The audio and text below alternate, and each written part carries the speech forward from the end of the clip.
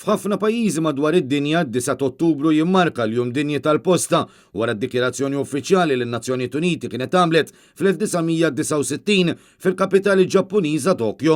Is-servizz postali għandu rwol importanti ħafna fil-komunità fejn ta' kuljum il-postiera jżuru kull dar f'Malta u f'Għawdex biex iwaslulna litri u l-pakketti sew jekk fix-xemx, fix-xita, fis-sħana u fil-bard. U kemm jekk bil-mexi, bil-mutur jew bil-vetturi elettriċi dejjem jaraw kif iwettqu s-servizz b'mod responsabbli u fil-ħin.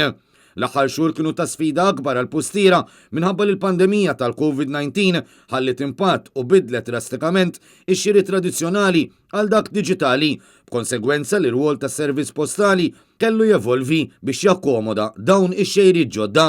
Is-servizz tal-posta f'pajjiżna jitmexxa mill-kumpanija Malta Post li f'dawn iċ-ċirkostanzi differenti rat li ttejjeb l-effiċjenza fit-tqassim u tagħmel ix-xogħol aktar faċli għall-postieri għalkemm rat li tagħmel dan b'mod aktar favur l-ambjent, partikolarment bl-użu ta' vetturi elettriċi. Bla dubju li s-servizz postali jibqa' mezz essenzjali għall komunikazzjoni u għall kummerċ f'pajjiżna u għalhekk li qed isir kull sforz possibbli biex il-proċessi ikunu aktar faċli u konvenjenti.